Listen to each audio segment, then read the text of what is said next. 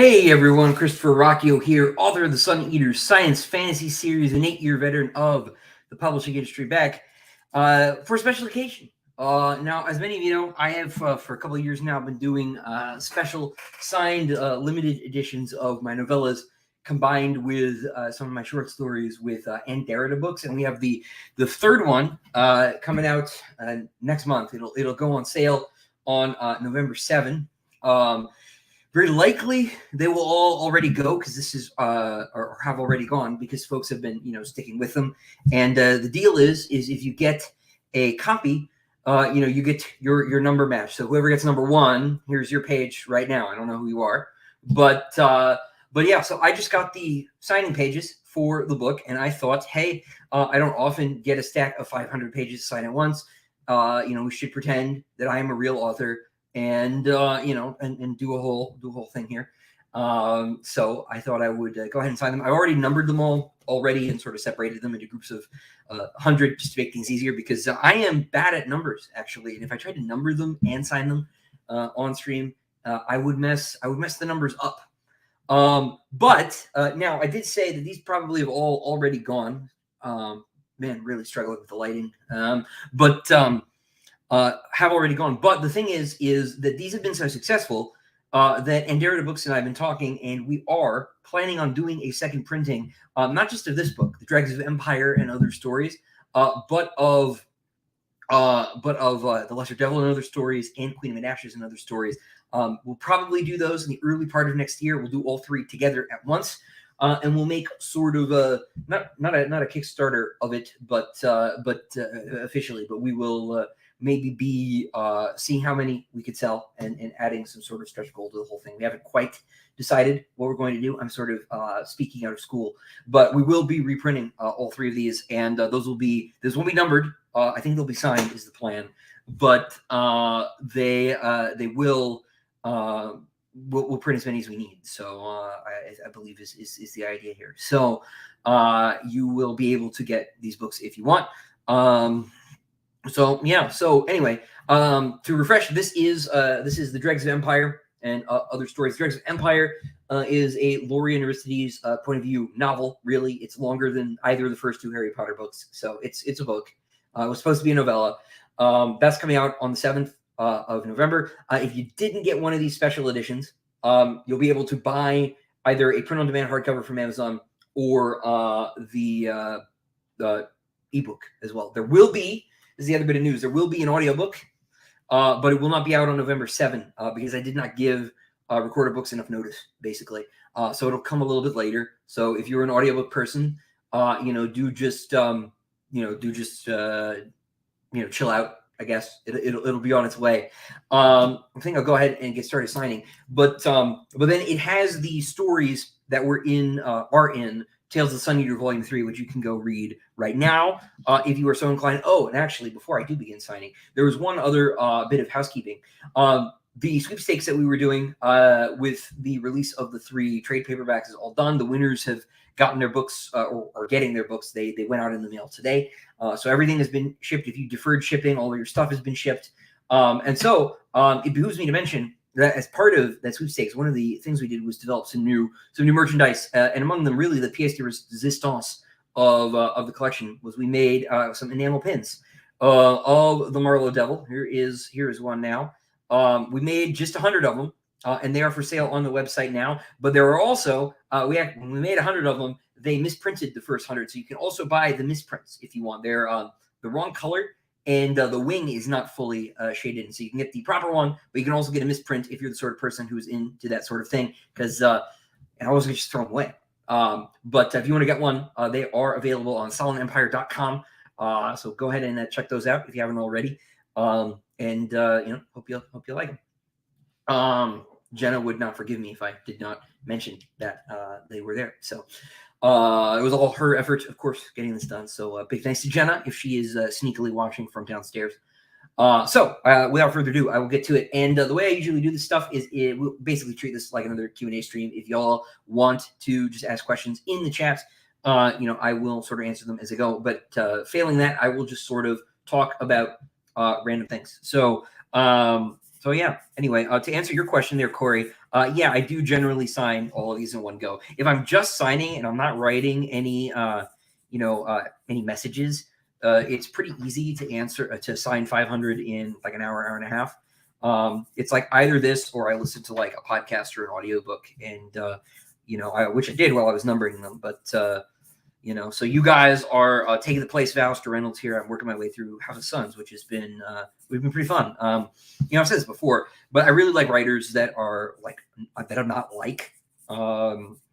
Maybe my favorite writers are the ones that I'm trying to be like, right? But I really like writers that I'm not like. And Alistair Reynolds is a writer that I'm not like. I am not as good at science as he is, right? I don't work for the European Space Agency. I don't have the physics background, and so I'm not capable of sort of the high concept science stuff the way that he is. And I really admire that about his work. And House of Suns has been really, really fun to get through. I'm about, I think, a third of the way through or something like that.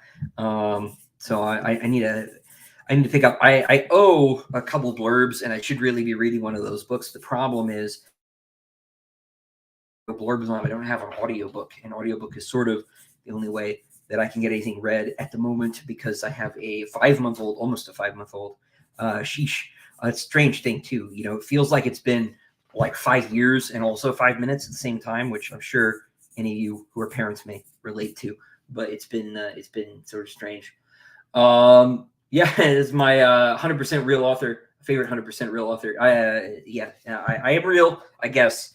But you know what I mean, right? Like a real author would have lighting and like, I don't know, a pop shield or something on the microphone. What I am not is a real YouTuber. That's the real thing. No, Kelly, I am not Lorian. No, not really in terms of skill set. He's probably closest to me in terms of personality, though.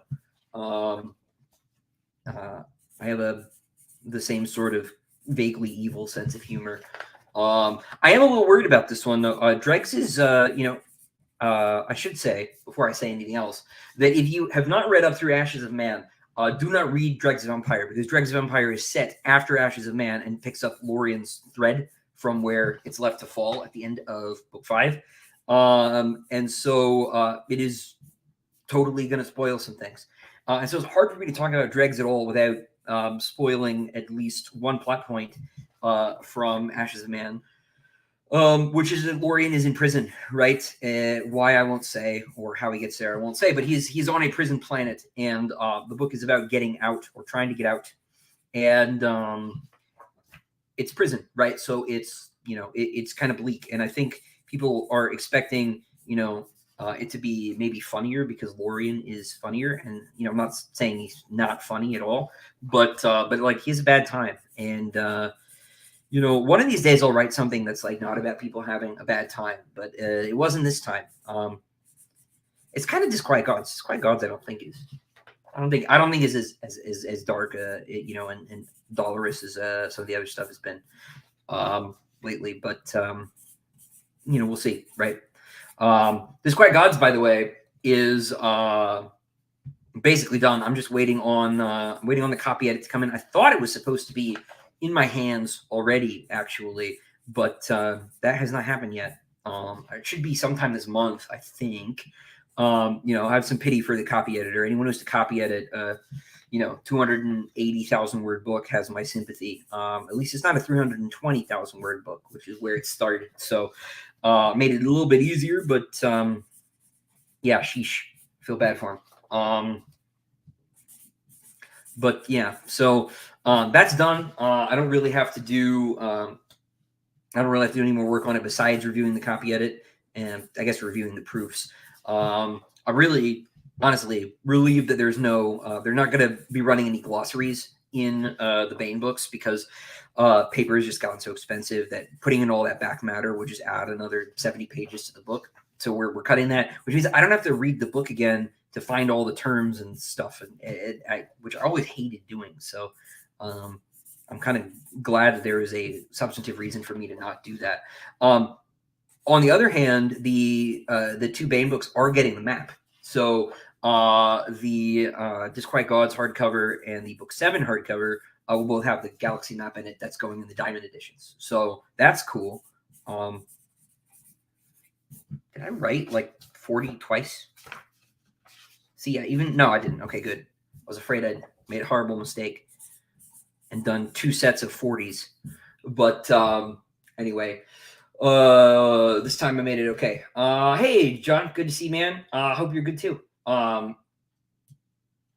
Has the email to purchase Dregs and Other Stories been sent? No, no, it has not. It'll go up, I believe, on the 7th.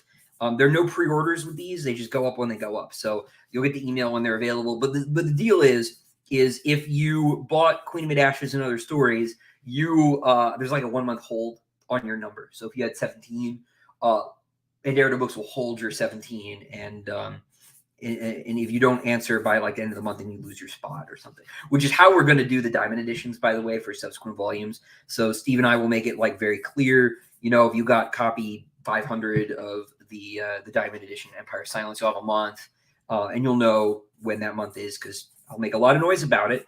And if you're one of those people who bought the diamond edition, you're not paying attention, like, wow, okay, why did you do that? You should like at least be on the newsletter, right? But we'll make sure everybody knows. So no, that email will go out on the 7th.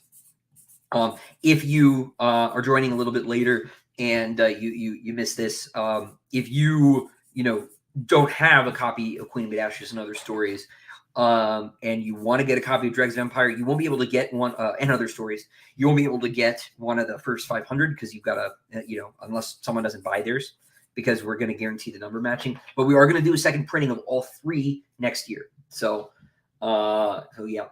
Cody asks, what is your method for writing science fiction concepts? You mentioned you don't go in with a strong science background, particularly for large scale travel past your time. So I am bad at math fundamentally, but which is why I don't have the science background.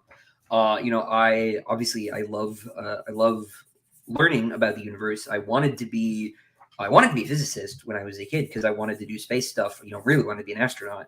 Because like who doesn't, right? But I realized, one, the odds of that happening were astronomical. And 2, that I was bad at math. I don't know formally that I have numerexia, but like I just have the damnedest time keeping numbers in my head. If you give me a phone number, for example, and I like need to get from hearing the phone number to getting it on a piece of paper, I have to repeat it constantly until it's written down, or it will go away. This is bad if you have to do any sort of complex mathematics, because if you're not paying 102% attention, you might transpose a 3 and a 4, and it was the darndest thing. I was basically a straight A student, everything but math, and math would blow me up just all the time. I couldn't, I just couldn't do it. So, but the point is that like conceptually, I have a reasonably good understanding of like how things work. Like I understand general relativity, special relativity, stuff like that, right? Which is an example I single out here because the long travel times in Sun Eater are not the consequence of relativity. It is simply that space is that big. I've just always been bothered by like Star Wars, right? We get to Alderaan in a couple hours. Like if you're going to make travel time in space like that inconsequential, don't make a space opera. It's silly, right? Space should be a character. Space should be an obstacle. It shouldn't just be, the sky.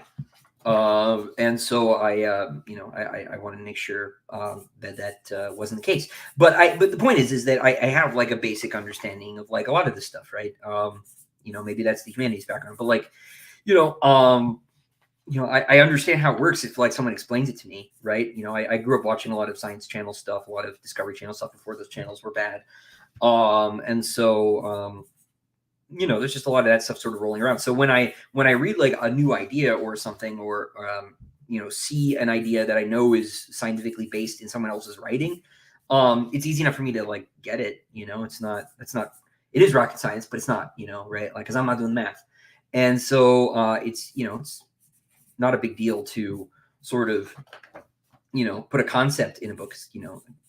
Concepts are not necessarily mathematically driven, right? So I can talk about relativity without having to crunch the numbers, and it helps if your point of view character is also not a STEM guy. So Hadrian not being good at technology and understanding how it works means I don't have to tell you, the reader, right? We crunch the numbers. It's exactly this much fuel, this much that, and the other thing.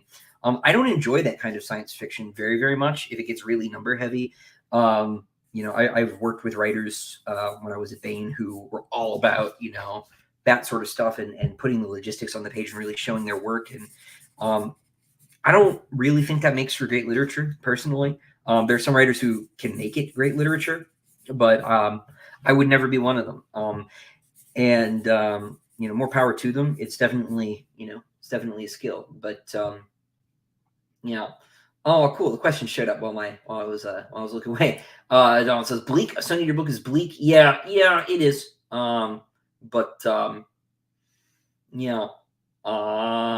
Amy says, interested to learn more about Edward in Disquiet Gods. Anything to share about writing this character?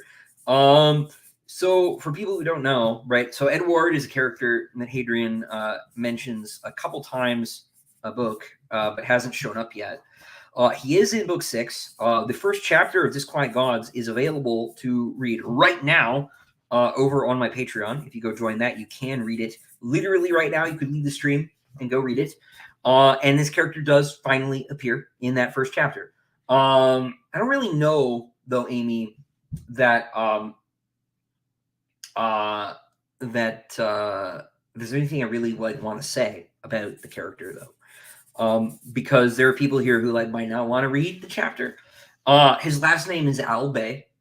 I'll say that much. But that's it. That is a fact that people have been able to find out if they read the appendices very carefully. There's been that teaser in them the entire time. Let's see. Benson, do Patreon members get a signed copy? Is there going to be an Endara special? Yes. No, Benson, you totally do. If you were one of the 15 Palatine patrons on Patreon, you have a copy of the Dregs of Empire and other stories, like you've had them before. I've got you covered. The only books that are not covered in the Palatine patron tier are the Diamond editions, because we aren't allowed to print, but so many.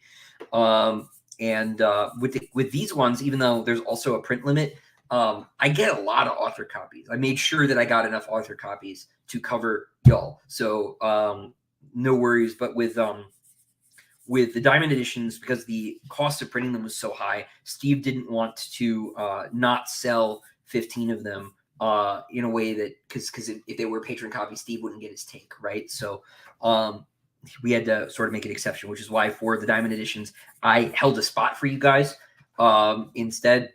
I would have liked to do something else, but the conditions DAW imposed on us, especially back when we were limited to just the 500 copies, were really steep. And Steve was really nervous about profit margins because the arts got very, very expensive. It was well over what we anticipated for reasons that are not worth getting into. And so the margins were looking a little bad at first, but no, you have your copy of this book totally squared away. I have got you. If you, any of the others, I know Amy is here, of the Palatine patrons are here. I'm going to wait. I'm going to send your copy of the Endara Books version and the standard version at the same time. Along with the new card. We did a Lesser Devil card. That's the Lesser Devil cards are going out this week. If you're a patron and you get the little trading cards, that one's on its way out now. I've got like half of them in the mail, but the Palatines will get a little bundle here soon. A couple of you are like, international, and it's better to just send them all at once because postage is insane.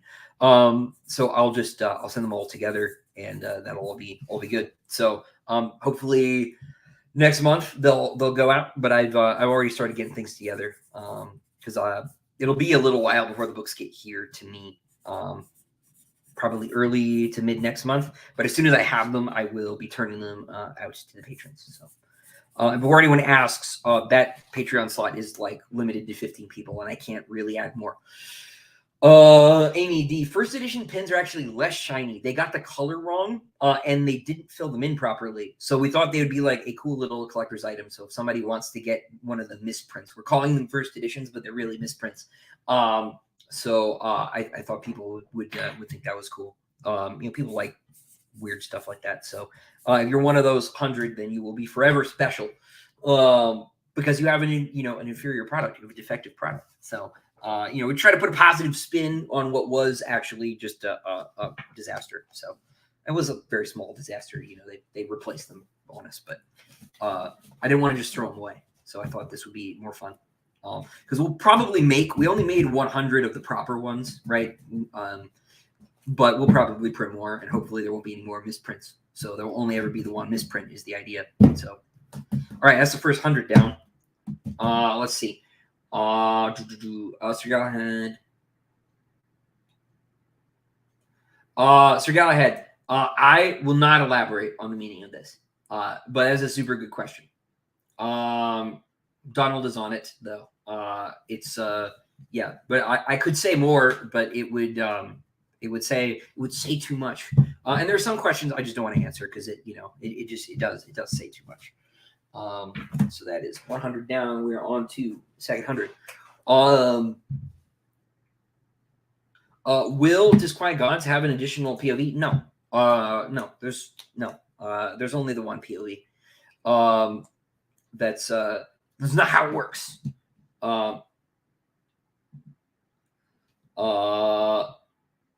Yeah, Lord of the World is my favorite 1907 novel too. It's super good, but it's one of the many things, of course, that like Sun Eater alludes to and is like vaguely connected with. I'm not claiming the idea is not that like Sun Eater is like a distant sequel to Lord of the World, obviously, given the ending of that book, but it I did name a historical figure after Julian Felsenberg. So he's not exactly the same, but he basically serves the same function. And that's really all that should be said.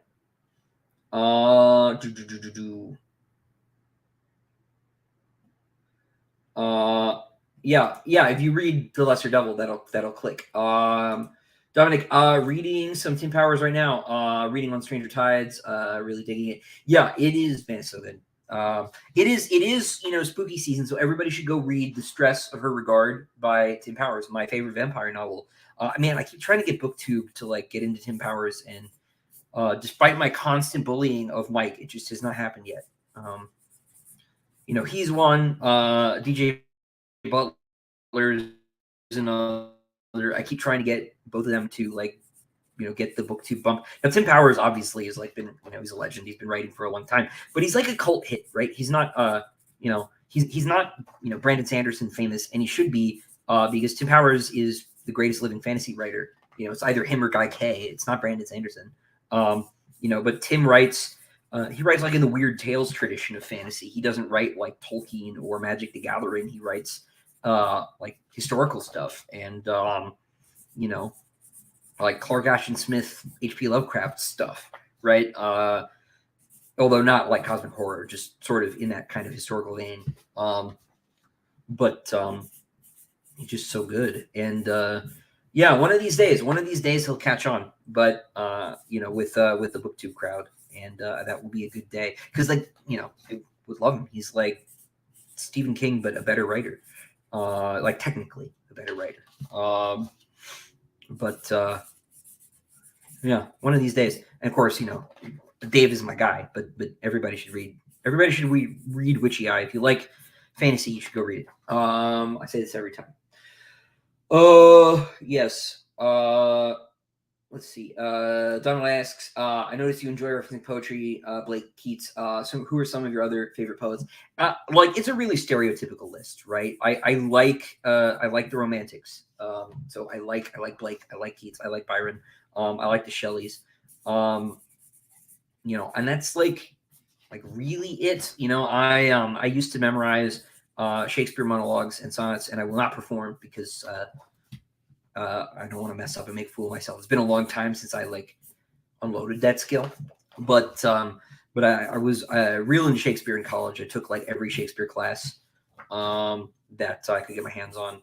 I like Wordsworth, but really I like Coleridge, right? Like it's a very, very stereotypical list, but they're all that good for a reason. Actually, it turns out. Poetry is one of those things that like the modern world is just like completely shredded.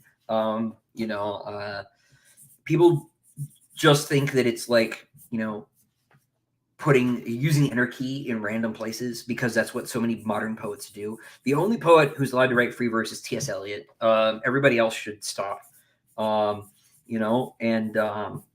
so I'm like kind of a snob about it, but it's one of those things that like modern people just like don't care about at all, and they're wrong about it. It's not boring.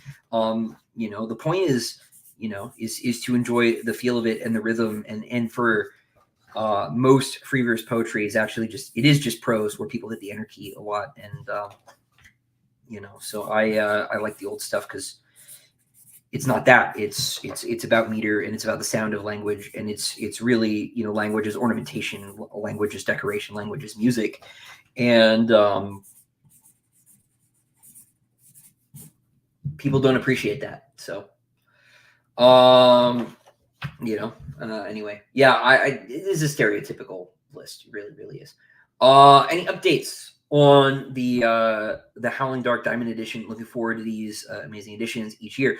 Not particularly. We had a big delay on the Empire of Silence one. A couple of them. Steve was ill, which cost us a little time, and the calligrapher said she would be like 2 weeks, but it was like a month and a half, which was difficult. But I'm happy to report that if we are not done laying out the pages tonight, we will be done laying out the pages tomorrow. And they look really, really cool. They look really cool. I actually, can I easily? Yeah. Why don't I? I'll show you a random page that doesn't have a picture in it. Let's see.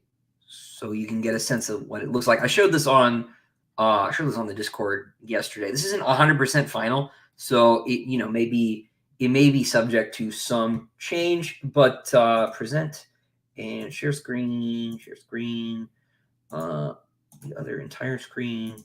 Great.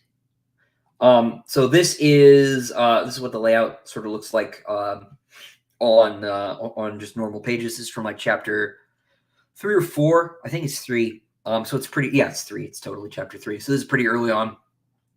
We're still trying to hammer out a couple things. But this is pretty close to what it's going to look like. So there's no running head. We've just got these running footers.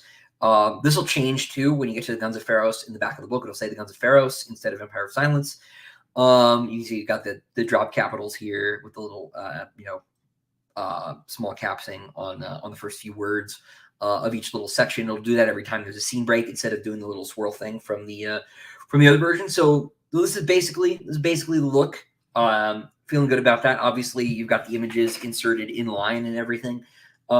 This is the font that's used on the cover and stuff. And we've tweaked the cover a little bit too since I put out the updated version as well. Jenna and I have just been sort of, dialing everything in for a while.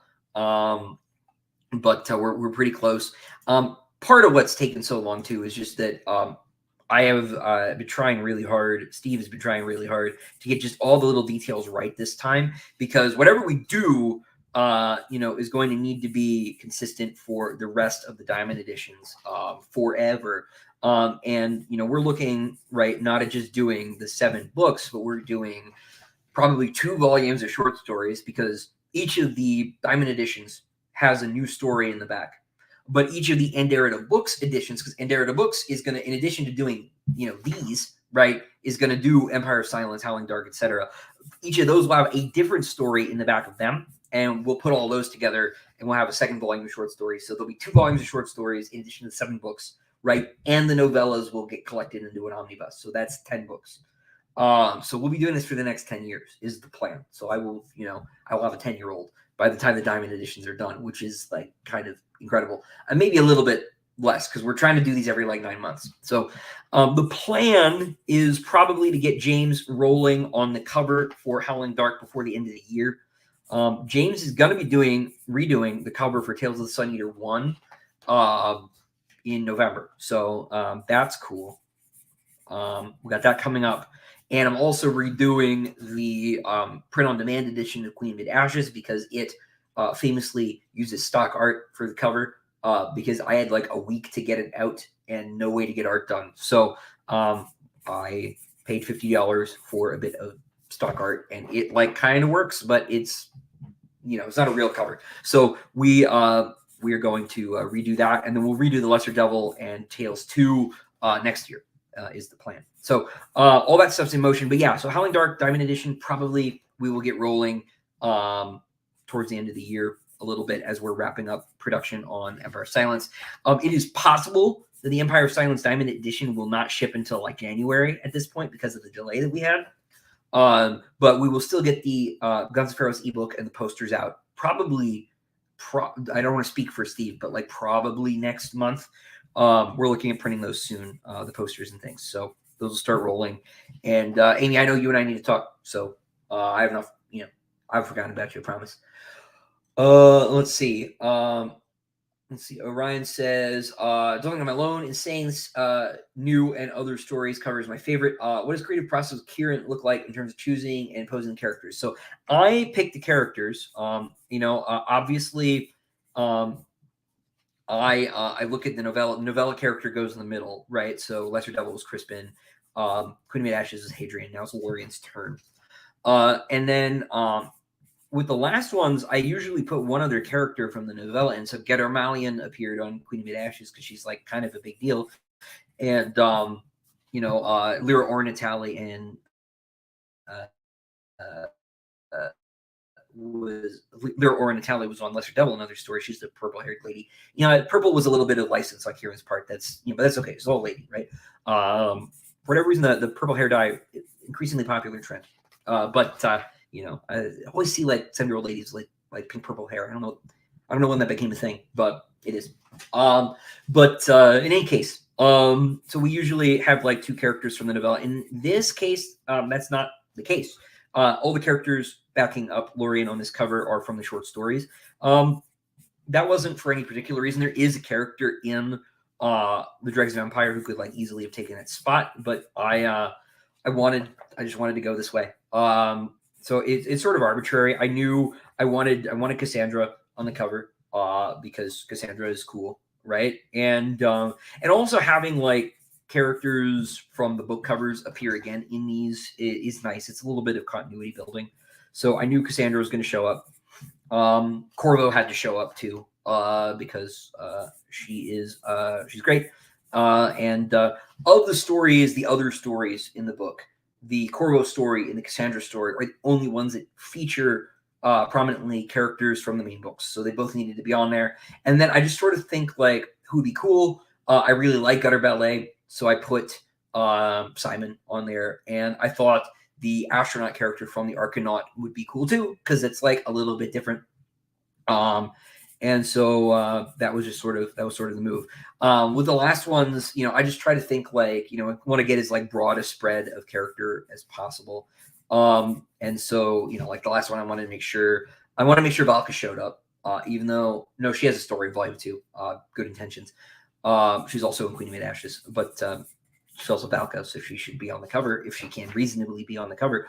I wanted to see Elson.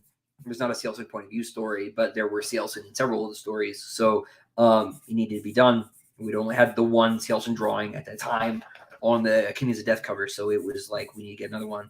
So that was just sort of the procedure. It's just sort of about getting the stories in the book as broadly represented as possible. And it's also just about which characters I want to see.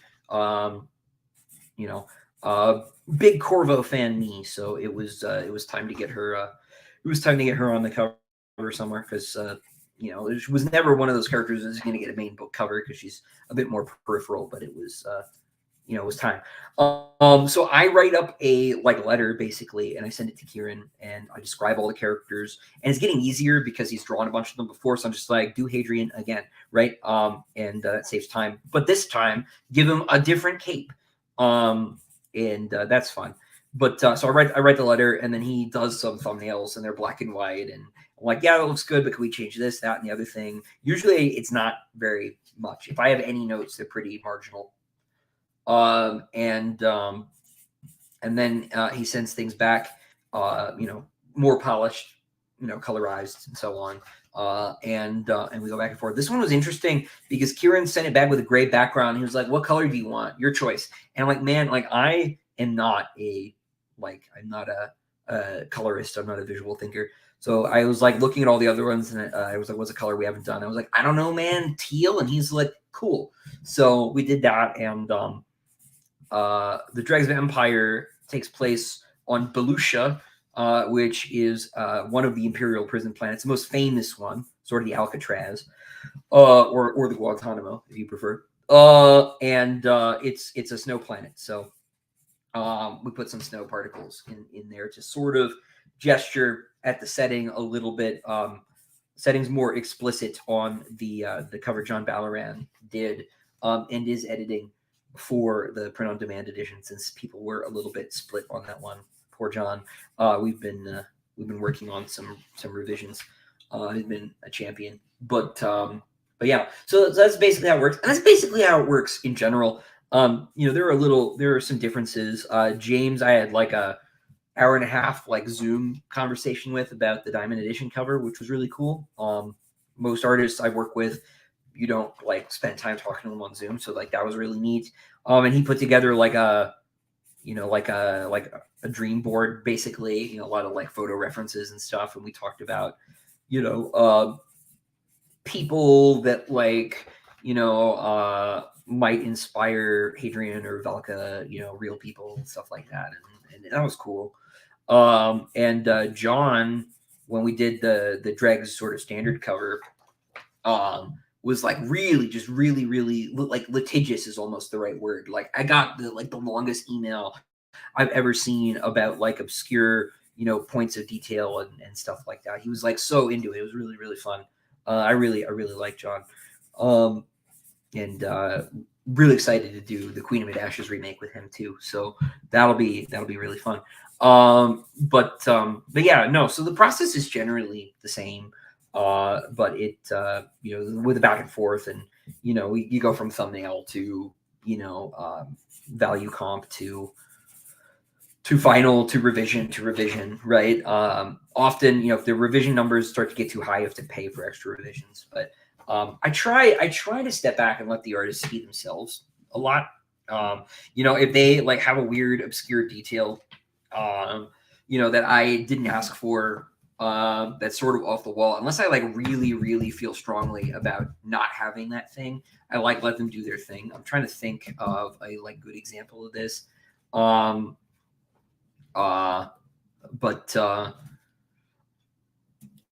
what's a good one? What is a good one? Probably I'm trying to think of a Kieran example, but I'm kind of blank. But with James, there's a fashion choice on the frontispiece for the Diamond Edition. One of the characters is wearing some strange pants, and I was just like, well, that's not what I pictured, but I will I'll allow it. Just because like it's their art too, right?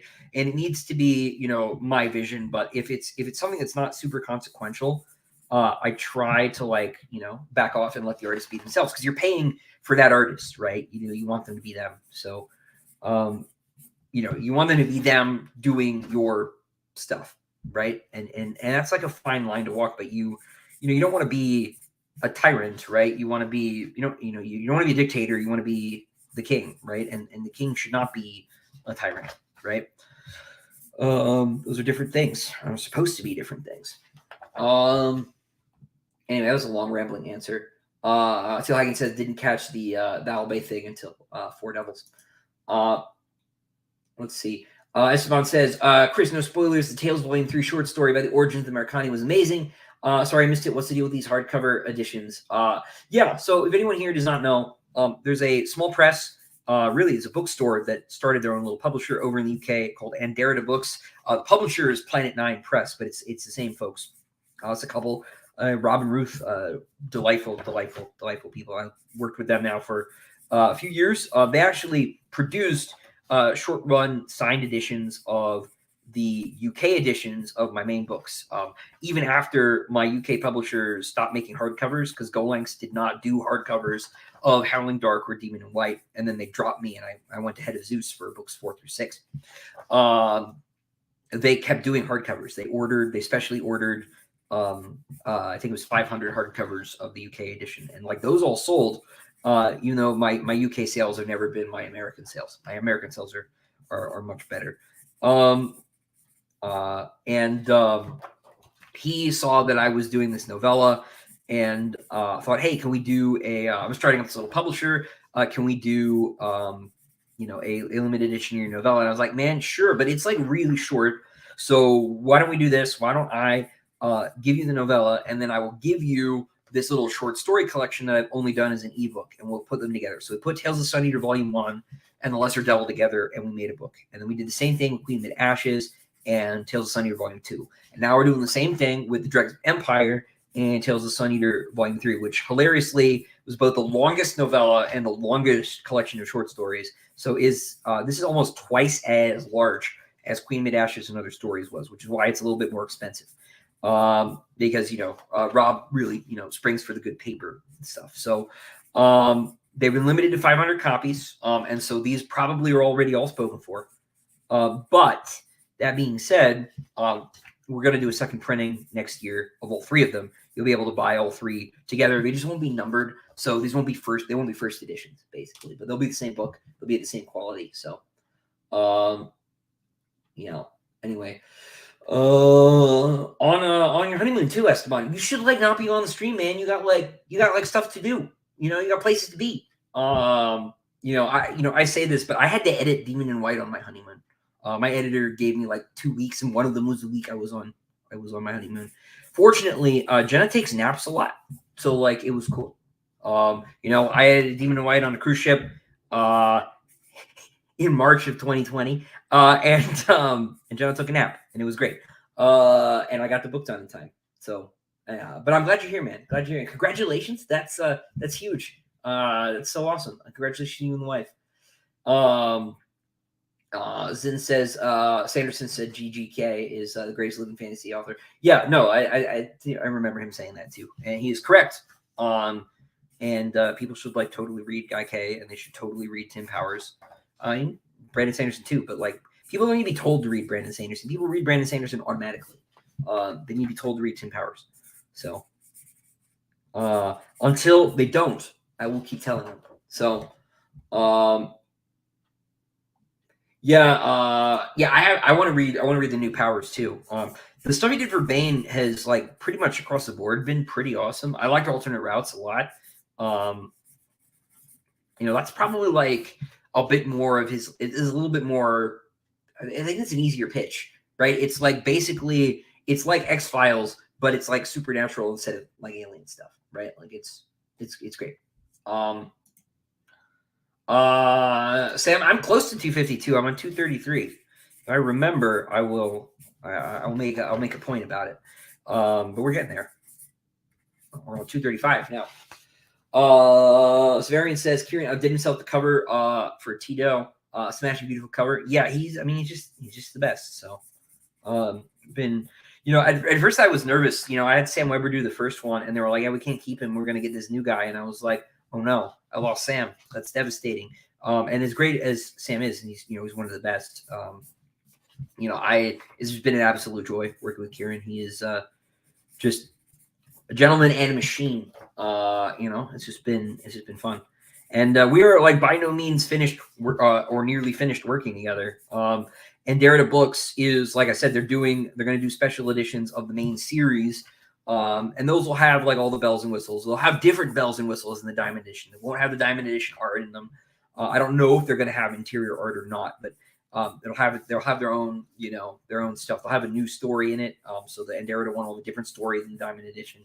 I'm going to pick those. The Diamond Edition ones I let my patrons vote on. So my patrons voted for Bassander Lin for book 1, and they voted for Jinan Ajar for book 2, because I reminded them they could vote, for Polino a couple more times. Didn't have to get him out of the way now. This was Jinan's last chance. So,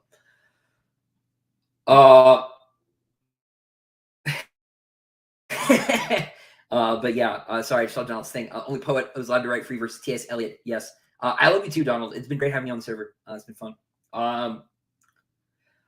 Is Belucia in any way a nod to the planet the Sardaukar were trained on from Dune that I can't remember the name of? Seleucus Secundus? No, not really. I mean, only in the sense that they're prison planets, right? But yeah, but that's sort of a generic thing. The story in a lot of ways owes a debt to Lois Bujold's Borders of Infinity. Is probably the setting is most reminiscent of the planet in that, whose name does escape me. Donald asks, did you draw on any real world historical strategist when you're creating Lorien? Him being in prison kind of reminds me of Admiral Yi. Not specifically. He like personality wise he's a bit me. And this is a bit of like a weird joke because when I worked at Bain, I was assigned to read like everything Bain had ever done. Really, which I never finished, obviously. But like as a general rule, you get in there and they're like, "Hey, intern, we aren't going to pay you." And Samuel, all done, ma'am. 252.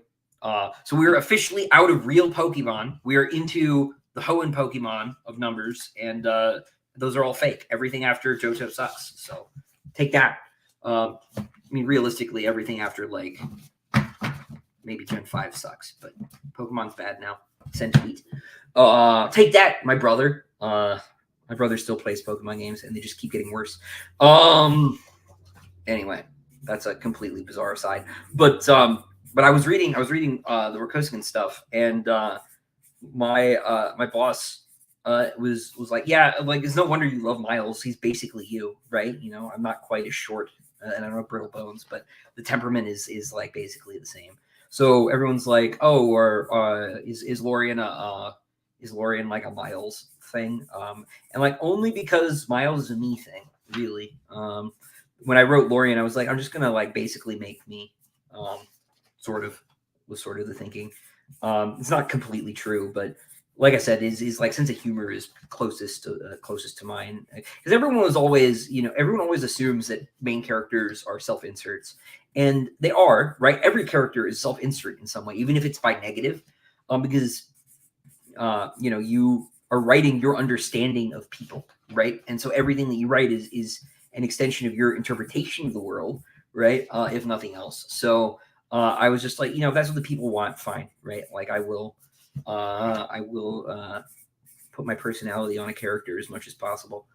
But as far as like strategists go, like in terms of his like actual ability or anything, not really. It's hard because space combat is like most, analogous to like submarine combat, which is something I know nothing about. So it's hard to say like, oh, like I'm going to draw on, Hannibal Barca or Alexander or Napoleon or, Robert E. Lee or, one of these, great commanders, right? These sort of brilliant, tacticians. And like the problem, of course, is that their abilities are not really like there's not really an analogy to be drawn between, Pyrrhus being good at castromatation and space travel, right? But what else are you going to draw from if you're a classic student? So Samuel asks, the special art to the lettered diamond edition, will the numbered plebs still be able to see that art? Maybe eventually, but that's going to be secret for a while. Obviously, if one of the people who has the lettered edition just posts it on Instagram, I can't stop them. But the idea is that it's a secret for them. And if they want to break that trust, that's fine. I won't stop them. But it's probably the case that it'll show up like down the road. Seth asked a really interesting question. Let's see. What's your opinion on writing workshops? I have heard some authors swear by them and others admonish them. I don't see the point. To being a writer, right, is an exercise in two things. One, it's an exercise in like learning the mechanics of writing, grammar and rhetoric, which are two subjects that basically aren't taught in school anymore. but it's also an exercise in learning how to be yourself. And so when you go to a writing workshop, you can get a lot of other people's, ideas about technique and character and things like that. But they're usually useless because they are a person's, own idea about how writing should work and about how writing works for them. And your temperament is going to be very, very different. And you need, it's useful maybe to hear other people's techniques, right? I mean, I'm pretty open talking about outlining and insisting that people should do it. But that's pretty general boilerplate advice. When you start to get more granular than that, the advice gets to be less and less useful. And I find that writing workshops, particularly the ones that you're expected to pay hundreds, if not more, dollars to attend, are mostly exercises in separating you from that money. I do not believe that there's a reason to pay hundreds of dollars to go spend a weekend learning about writing, unless your goal is to spend hundreds of dollars spending a weekend learning about writing. Maybe you can make contact and that's useful, maybe. But if you're a writer, you're probably introverted, and so you probably won't. So I would generally caution people against spending money to learn how to write in general. I think you're better off writing. You're better off writing badly than at first, right? Than you are paying to write differently, because you might not be learning stuff that's useful to you. The best thing for you to do is just to write. People ask, like, what's your boilerplate advice for being a writer? A lot of writers will say, well, you should read. I think this is a scam. I think Neil Gaiman is scamming you. I think Neil Gaiman is trying to get you to buy The Ocean at the End of the Lane. What you should do is have read, and what you should now do is write. You've probably read enough to try writing. I thought I had read enough to try writing when I was 8, and it turned out I was right. Like, here I am. Not to say that I'm the best there ever was or anything like that, but you have to make a decision to be a writer, and that's the thing that separates you from the people who haven't made that decision. The best thing to do is just sit down and do it, and it's okay to suck. It is okay to be terrible. You don't have to show your terrible writing to anybody, much less everybody. Some people do, and some people make millions of dollars doing it, and that's fine. Because the reality too is that it's all a joke, right? Alan Moore, the comedian style, it's all a big joke, because you can be terrible and live in a golden house, and you can be a genius, and nobody will ever read your work. That's totally fine, right? So that should take the pressure off, though, right? The fact that, I don't want to pick on the 50 Shades of Grey lady in particular, right? But those are not people aren't even talking about them anymore, right? They're already gone. It was a weird sort of one-hit wonder sort of thing. So good for her, right? I hope that the money she got was a blessing and not a curse. Often, great windfalls can be devastating, and I hope that her family has benefited from it, and that's all wonderful and good, even if the books are cringe, right? But the fact that those books can be the phenomenon that they were should really take the pressure off. You should never I don't understand imposter syndrome at all, right? Which is I understand a thing that the people feel prevents them from working in some way, because they're they're not going to be Tolkien or something. Of course you're not going to be Tolkien, right? But you don't have to be. You shouldn't try to be. You should try to be set, right? Although maybe not the god, right? You should try to be you. Because there's only one you. I'm sounding like Mr. Rogers here, but I'll roll with it, right? There's only one you. Be you. A lot of that stuff isn't useful. What you need to learn is how to write a good sentence. You don't need to learn how Stephen King writes a book. The answer is he just writes it, right? A lot of writing comes down to just I just do the thing, right? And that's basically right, that you should just do it. That sounds like bad advice, because it's not an answer, but the best thing that you could do is is fail, and just fail a lot, and you could fail privately. Like, I'm a real bad sport, actually. Like, I hate playing games at parties because I hate trying to learn a game in an environment that's that noisy. You know, and I hate losing my first round at anything in front of a dozen people. Or like, oh, silly Christopher, you didn't know how to play Twilight Imperium, so we kicked your ass, right? I'm like, well, everybody was drunk, including me, and this game is complicated, so of course I lost. Haha, very funny for you, right? Like, I'm a sore loser, right? So, like, you know, I've written a lot of garbage. Maybe you've read some of it, I don't know. But I like definitely wrote stuff that I don't want people to see. You know, and like, that's okay. You should do that too until you, like, when you've written something you want people to see, you'll know. You know, just trust yourself. You know, Heart of the Cards. I'm going to keep referencing 90s anime. Yeah.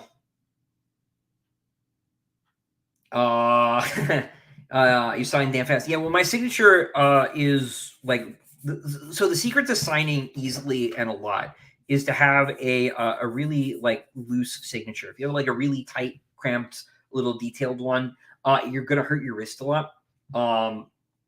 And mine is obviously very big and loopy, so I'm actually really writing with my whole arm.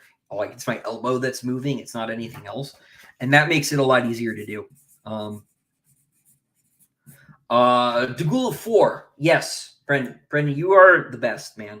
Ironically, you just know everything I'm talking about. Let's see. Brad, where is a good place to start for Tim Powers and GGK? Brad, so my usual go-to for Tim Powers, and it's especially apropos right now, is The Stress of Her Regard, which is a vampire book. Is my favorite vampire book.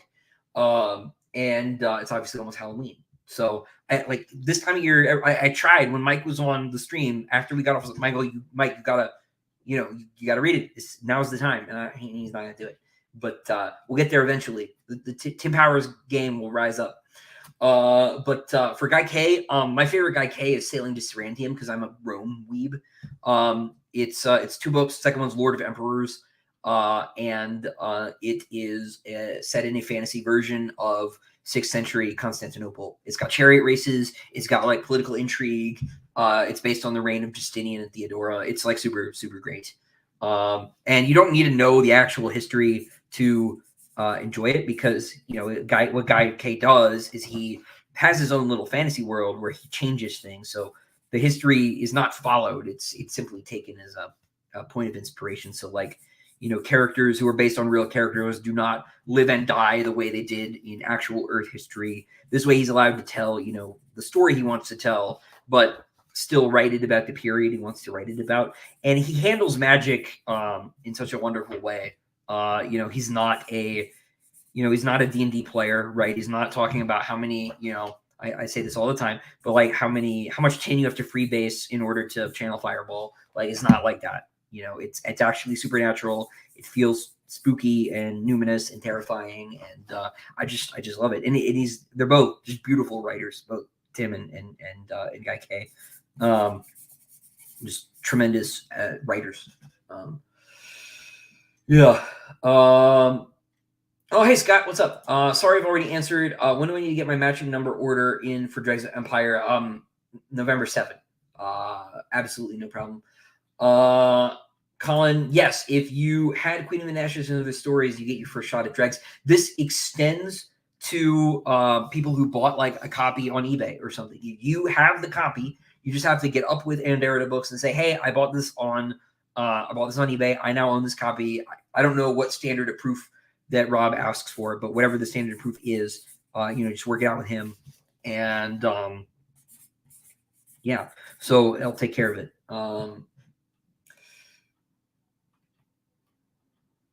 Amy says, writing genius's advice for writing is just get good. Yes, right? I mean, it's a Dark Souls player in me. But there isn't a right way to do it, right? Except grammatically, right? This isn't math, right? This isn't baking, right? It's not an exact science, right? It's cooking, right? And there isn't a wrong way to make spaghetti sauce, right? There he goes in. I said it. There are a lot of different ways there are a lot of different ways to go about it. And so, again, that should take the pressure off, right? You don't need to write, the next Lord of the Rings. You need to write the first whatever your book is, right? Which, is like maybe funny because mostly what people say about my books is they compare it to other books, right? People will do that, right? And they'll be wrong, too. And that's okay. The other thing to keep in mind is that like the individual opinions of other people don't matter, right? Now, if everybody tells you your book is bad, then maybe your book is bad. But if one person tells you it's bad, ignore them. I don't look at reviews anymore. It doesn't matter. Now, if I have a book come out and it has like 1 star and like 10,000 people who read it, like, well, that's probably on me, man. But like people are very sort of stressed out at the prospect of writing a story, right? And the way to do it is the same way you do any other time-consuming, laborious task, and that's like one bit at a time. And like there are things that I suck at, right? I can't play a musical instrument. I suck at going to the gym regularly. But there are people who are good at that stuff, and they do it one step at a time, right? And if something is complicated and intimidating, break it down into smaller pieces, right? Maybe you can't write a book. Do you have an idea for a first chapter, right? Write that. Right? Just write that. Don't plan to write anymore yet. See if you can do that, and see if you can get that first chapter somewhere where you're really excited about it. But as far as like technique, like I very strongly believe that it can't really be taught. But I also believe that like anybody can get there. Like maybe you can't be Shakespeare, right? I can't be Shakespeare, but or in conversation with, but like you can still do a good job, right? And it's just by doing it's by getting it's by going up a lot of like bad alleys and taking wrong turns and like writing stuff that doesn't work or doesn't make sense. But then when you're done, okay, here's some concrete advice. Like read it to someone, right? Read it out loud like someone is listening. If you don't have someone to actually read it to. Because like you'll hear when it sucks. Your ear will tell you the way you've written is bad. And bad writing sounds bad. And I say this is like a canned piece of advice I always trot out. But bad writing sounds bad. And you will be able to tell that your own writing sounds bad. I just did this with the Diamond Edition. I went back and I listened to Empire of Silence and I flagged every sentence that irritated me when I listened to it. And I rewrote every one of those sentences. So the Diamond Edition is like a revised edition of the book. And it was like pretty intensive. Jenna was asking me last night, like how different it was and where the differences started to show up. And I was like, the differences are on every page. Most people maybe won't notice them, but they're there. And I feel better about it.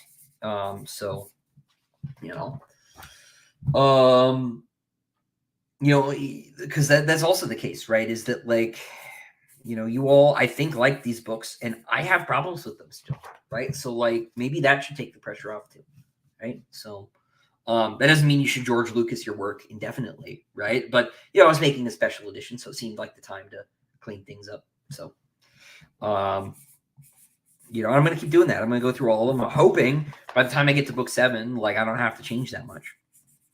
But, we'll see.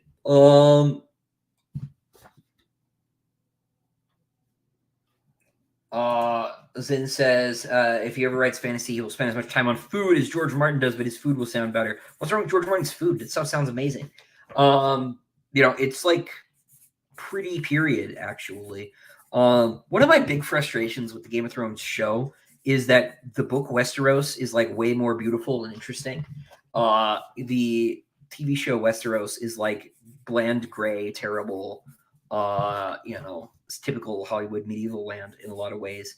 And Westeros in the book is like bright colors and like, the minor houses are all DC comic superheroes, right? So like Went is like the Batman symbol, and come on, like it's like very colorful and bright the way the actual Middle Ages were. And like I have my problems with George Martin ethically as a writer, right? Like I don't believe the same things he believes.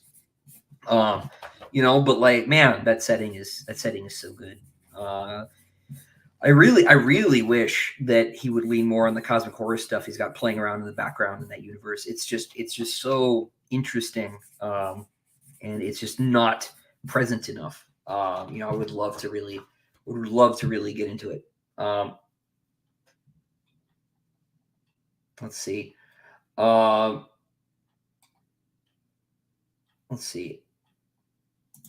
Uh, if you got a stamp, that's a good question. I don't know if you bought one of the extra stamped books, if that means you're on any kind of list. You can send Endara Books an email. So whenever you print a limited edition like this, you print extra in case things go wrong at the printer, copy gets damaged shipping, or something else gets messed up, and eventually you end up with a couple copies left over to sell. So Endara Books sells them eventually, and Zen got one of those.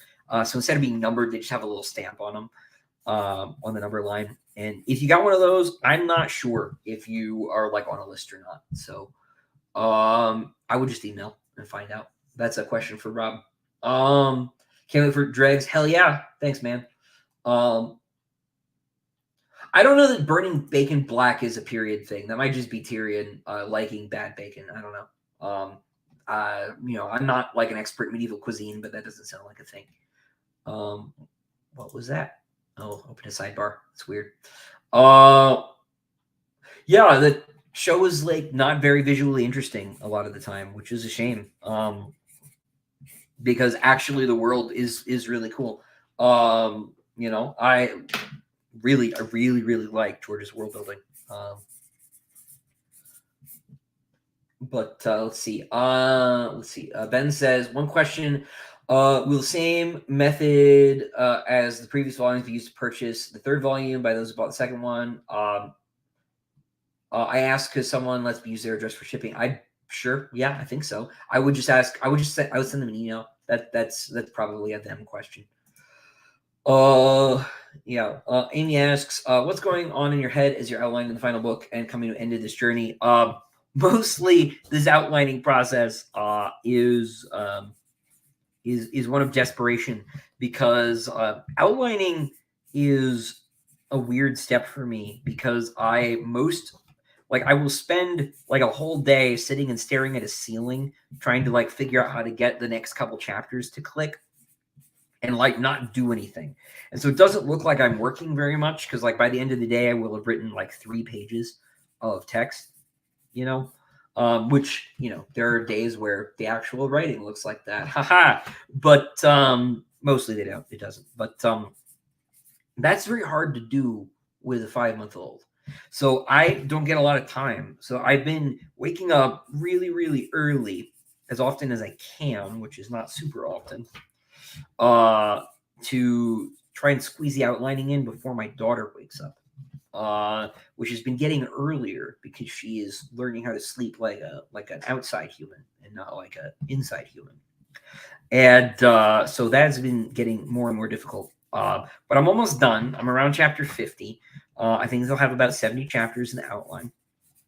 So we'll see what happens. But I'm feeling pretty good about it, because in a lot of ways, this is the book I wanted to write like the whole time. Like this book, the last book, is the point of the series. And in a certain sense, somewhat hilariously, the other 6 are all prologue. Right? Now, it's obviously like not literally true, right? Because for book 7 to land properly, like you need to read the other 6. So you can't just like read book 7. But like when I had the idea for the story, it was this story. And so I'm finally writing the idea. I'm not writing the setup for the idea, or getting the pieces in place for the idea. But the original idea that I had that started me writing Sun Eater is finally being written. And like that's very exciting. That's very exciting.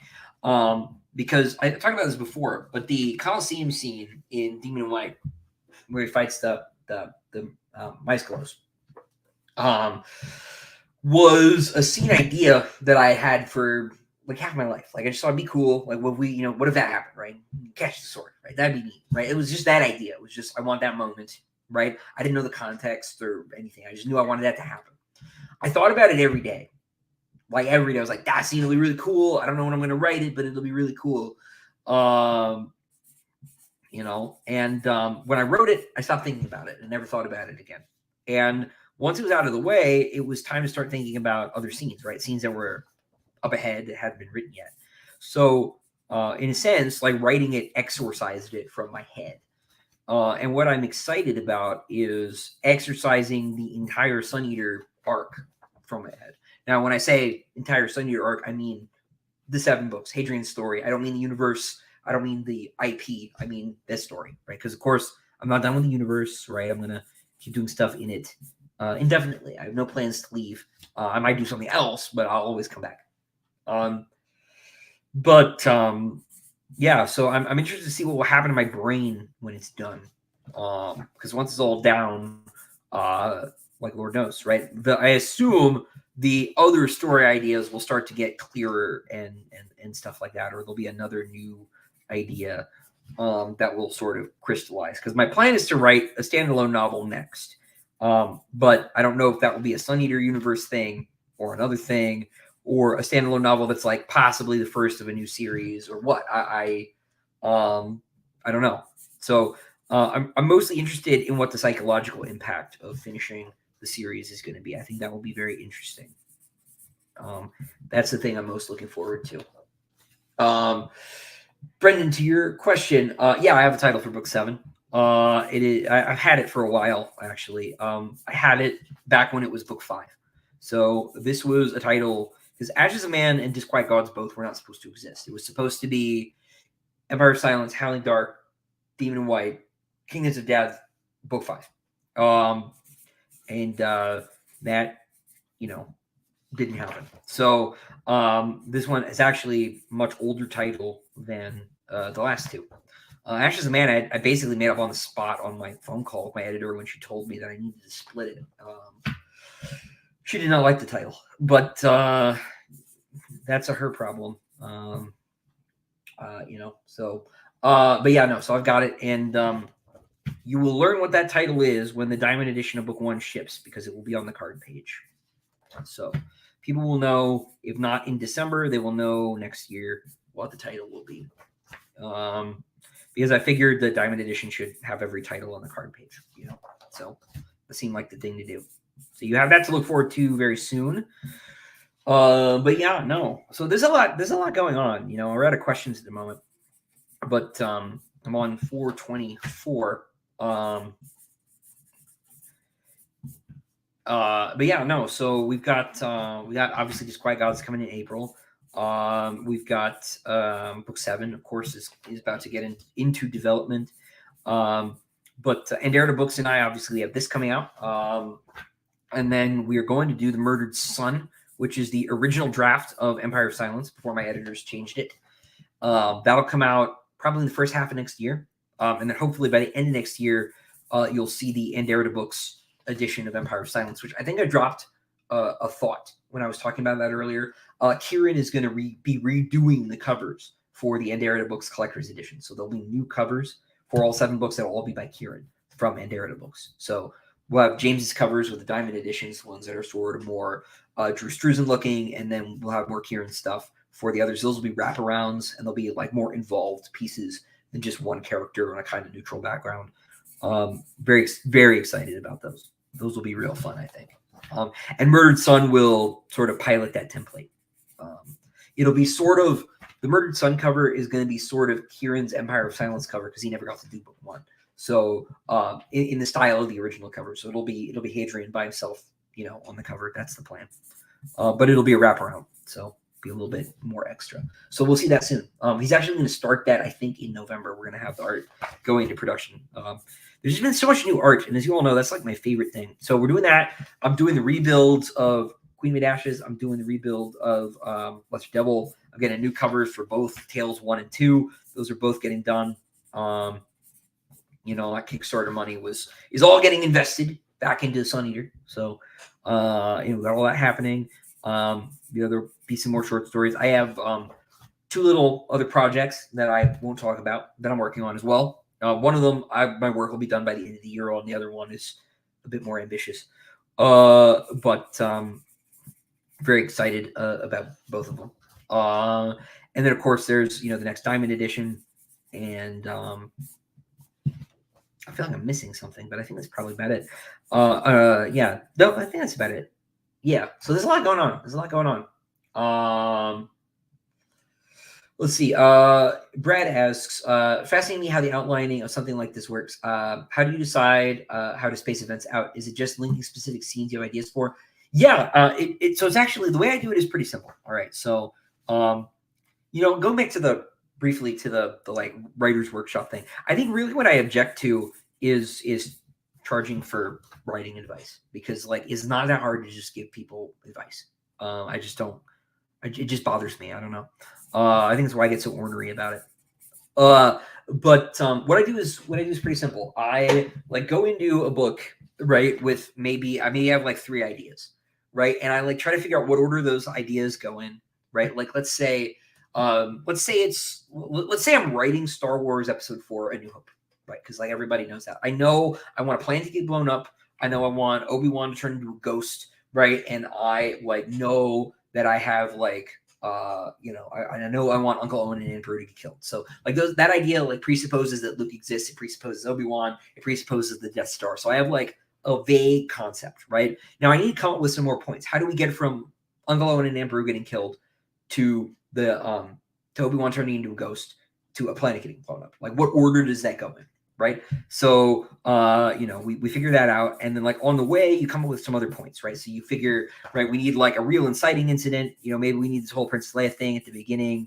Darth Vader's looking for the plans for this weapon, because the story is about, can these people blow up this weapon that's going to blow up planets if they don't blow it up first, right? Like that's the plot. Okay, cool. Right. How do we start that? Like, what's the first thing? So I go in and I take my like 3 random ideas that I had, and like build a skeleton around it. So maybe I have 10 ideas, 12 ideas for like scenes, for moments, for characters, whatever, right? Just I have like a couple ideas, and I figure out what order I want them to go in. I literally like I make a little like I fold a piece of paper in half and I put like dots down the middle, and it's like this thing, then this thing, then this thing, then this thing happens, right? And I know at this point how long my chapters are, right? And approximately, right? They're about 4,000, 4,500 words. They used to be shorter, God help me, but they're getting longer. So once I know that, I know how long the book should be. If I have a word count limit, they say 200,000, then I can only have so many chapters, right? I'm not doing math in real time verbally because I'll be wrong and you'll laugh at me, right? But let's say I know now I've got like 10 ideas. I have like 5 chapters to do each idea, 50 chapters, right? Now that's like and that's to produce a book of approximately equivalent length to the earlier books, right? So once I know that, I know how much space I basically have to work with to finish the story. And from there, I start outlining, because then I know I need to be from point 1 to point 2 by chapter 5, right? So maybe by chapter 10, Uncle Owen and Aunt Beru are dead, right? Maybe by chapter 20, Alderaan is gone, right? Whatever, right? And obviously by chapter 50, the story is over, right? So obviously along the way, I might realize it takes 7 chapters to get to killing Uncle Owen and Aunt Beru. Maybe I didn't need all 10, right? Cool. I have like 3 chapters that go into like the slush pile, right? And like maybe the next point takes longer than I thought to get to, right? Because as you're going, you think like you can't do too much in a chapter. You can maybe have like 3 scenes, 2 like separate scenes, right? And a scene, right, is really about a unit of time in place, right? You've got in like Aristotle talks about unity, right? Unity of time, unity of place, unity of action, right? You want your story to take place in the shortest amount of time possible, in the smallest number of places possible. So like a scene, right, is probably like, let's say it's in one place over the course of like 30 minutes, right? Or maybe the next scene is about 2 people moving from one place to the next place. So you've got like a limited amount of stuff you can do with each unit, right, of time and space that you've got. And you can only accomplish so much within a chapter, right? And each chapter should have like an idea, right? You should think about it like writing your school essays, right? A chapter is about something, and that something is thematic, right? It's an idea. Like maybe this chapter is about Luke Skywalker coping with the loss of his aunt and uncle, right? And so you've got to deal with that emotionally, but maybe he does that, in two different places, right? Or something like that. So like there are different ways to like bind these ideas together. If that makes sense. But you sort of you figure that stuff out as you go, right? Like all you need to know going in is aunt and uncle dead, planet blow up, ghost, right? And then you come up with new ideas to sort of build a skeleton around that, and you put meat on the bones, right? And then when you are actually writing, you know exactly what's happening in the next 2,000 words, right? What order it's happening in. You've answered questions about, where everybody is, how many people there are, who's doing what else is going on, and all that stuff. So all you need to worry about when you're writing is actually making the writing sound good. You know what the scene is. You've already written it. You've just written it in 3 paragraphs, right, on your outline. And so you don't have to know it all at once. This is why I think outlining is good. I think people who don't outline, I think it's like a snake trying to swallow an egg. So, Fit to be read. Thank you for the $5. It's very kind. This has been really entertaining and enlightening. Thanks for the entertainment. Thanks for being here, and thank you for the super chats. Oh, I should leave it on the screen. I'm like still trying to work out YouTube etiquette. But yes, they're always secret projects. It's not secret books though. I don't write fast enough to have secret books. I would also never split my attention with book 7. I'm a one book kind of guy. Yeah, let's see. Oh, there's a spider. Cool. Too far away to do anything about. Anyway, Tail Higan says, I have a decent sized friend circle that are all readers. We all like Sanderson. What would your quick pitch for me to get them into Sun Eater? A couple already have, but they are uber nerds like me. The quick pitch that I usually do, right, is that it is a space opera. It's set 20,000 years in the future. Main character is a nobleman named Hadrian. He runs away from home. He gets sucked into a war between the human empire and the first aliens who've ever really been a threat to it. He tells you on the first page that he's the man who ended that war and dealt with the aliens. His story is why and how, and about all the things that no one knows. And then I roll out my joke about it being like Star Wars if Anakin becoming Darth Vader were his best available option. Just because, what does that mean? And that really is like more a joke than anything else, right? People are like trying to dissect what I mean by that, but it's just it just gets people's attention. Do you have a logical reason for why I don't like long chapters? I mean, like a 650 page book with 18 chapters. Yeah, you probably just like want a clean place to take a break. Yeah, you probably just like want to know it's okay to put the book down, because stopping like mid-scene, you lose a lot of RAM, right? Like you have a lot of active sort of processing when you're reading an individual scene. Right, where you're like keeping track of like little details, like like who has the knife in his left hand, and like who has the pocket sand. Like you like forget a lot of that stuff if you stop mid-scene. And so chapter breaks are really supposed to make it okay for you to put the book down. So if you don't have chapter breaks, and then you might have like sub-chapter breaks or something like that. I actually lost the spider, so. Oh, there it is. Yeah, I'm not pulling a Renfield to get rid of it, but it's fine. The spiders pay rent. They kill the bugs that actually bother me, as the joke goes. But yeah, no, I don't like those giant chapters either. But there are other ways to break up a book besides something you officially call a chapter. But I'm like pretty orthodox. Well, in a lot of ways, but in terms of like chapter structure, book structure, really, right? Like I like numbered chapters, right? So I know where I can find them in the book. I like them to have names because that's cool.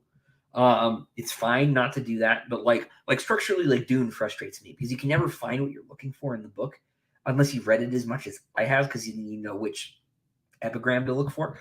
But it's very hard for people like in Discord servers to single out a part of Dune so that people can go find it quickly because you haven't numbered it.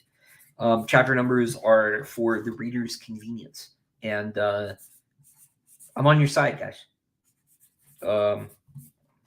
But spoiler alert for Star Wars. Yeah. Do I feel my work is strongest with longer novels or with more page restrictions? Longer novels, yes, but like restrictions are good, right? We've been sort of trained as modern people to think that restrictions are bad, limitations are bad, freedom is everything, USA, USA, USA. And like, fair enough. But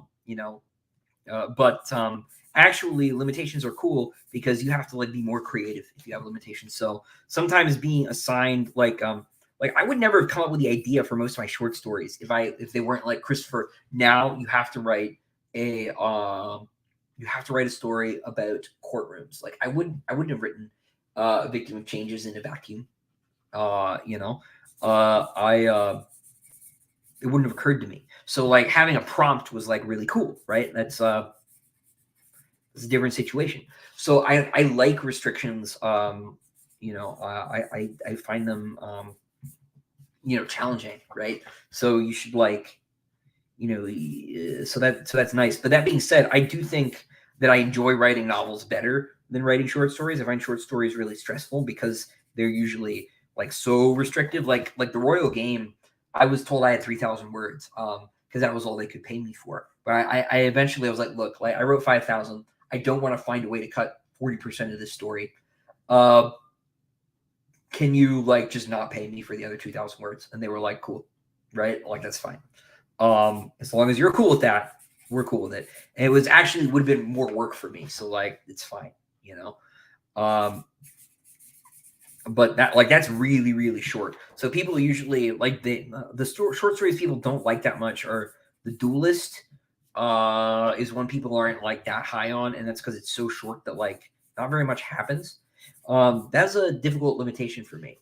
Um, but because I like taking my time. I like letting things breathe. Because I'm interested in setting. I want to tell you that the forest is green. Okay, I want to hang out with Tom Bombadil for a chapter, right? I want to do that because the reason that stuff is there is so that you care about the Shire. Because at the end of the series, why is this so hard for people to understand? You're supposed to care, and if you don't, fix yourself. I like to let things breathe. And so I do better with more space. That being said, I've also said repeatedly, I think that a lot of these books are too long, and they're certainly too long for like the industry. The industry struggles to keep a lot of these really big books in print. This has been my own problem, right? Is that they don't want to reprint hardcovers because they're very big hardcovers and they take up too much shelf space. And Barnes & Noble won't order 10 of them, which means the number of potential customers has to shrink because they have to print fewer of them. So, just like the math works against you. So, 150, maybe 200,000, like that's a really good, healthy size for a book. Longer than that, that might be good for you as an individual reader, but it is bad for reading because it's hard for publishing. Correct. Absolutely right. Zin, you're in my good books today. You can stay. Yeah, no. So I like having more room. Man. Yeah. But like 400,000, like when people start like I've never read Wheel of Time and I'm never going to read Wheel of Time because it's just too much. Like I just don't have the time to read it. It's just too big. And I think a lot of people feel that way. Like a lot of readers feel that way. I'm not saying it's bad. I'm just saying like, like that's a big investment. So this is probably like as long as anything I will ever write will be. Of course, saying that I'm gonna prove myself wrong in like 10 years, but is there a couple other like longer series I'd like to write, but I'm not gonna do that next. It'll be smaller things for a while. Probably the next thing won't be any longer than a trilogy. Because I've gotten over my fear of middle books. I think I can do it. So let's see.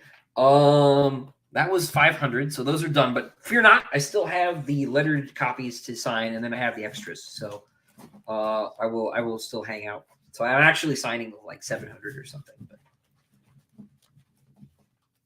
Let's see.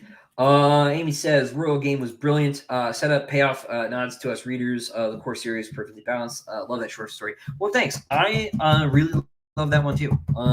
That one and Daughter of Swords were very personal for me since I had a daughter like right around now, which was funny. I planned on Cassandra existing since before I was married, so the timing was a little cool. But yeah. Speaking though of like overlong books, actually, I know people were like sad when they heard I was cutting stuff out of Disquiet Gods, but I cut 40,000 words and added a chapter, so you actually got more story. Actually, so haha, it's weird how that works. So yeah, I'm sure Wheel of Time is amazing. It's just too long for me to want to do it.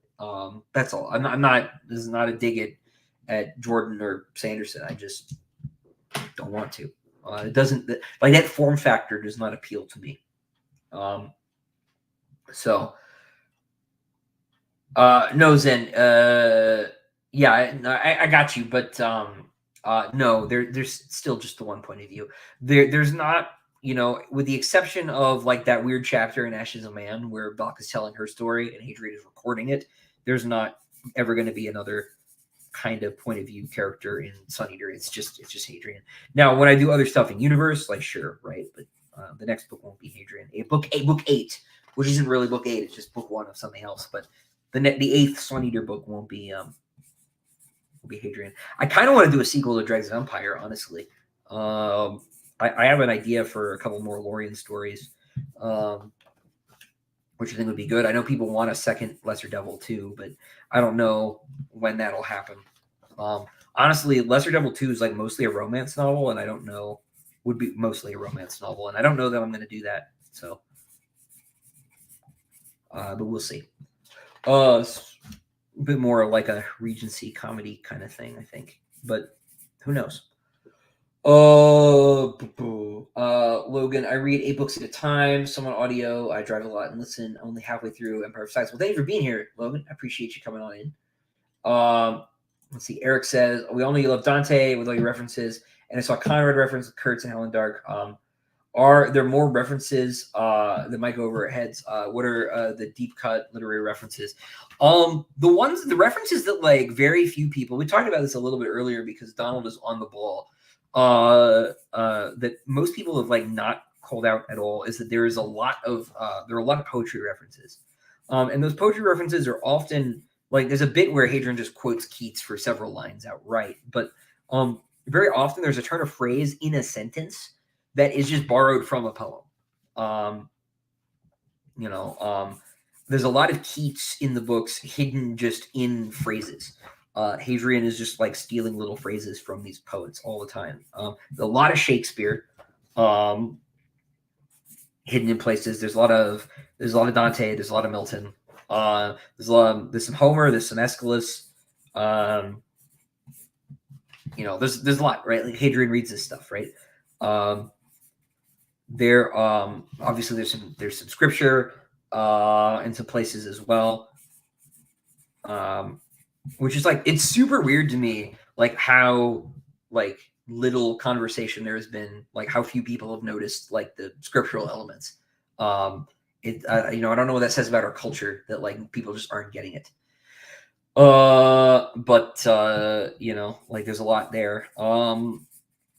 There's some Zoroastrian scripture actually, which is kind of obvious, pretty easy to see. There are also some fake references.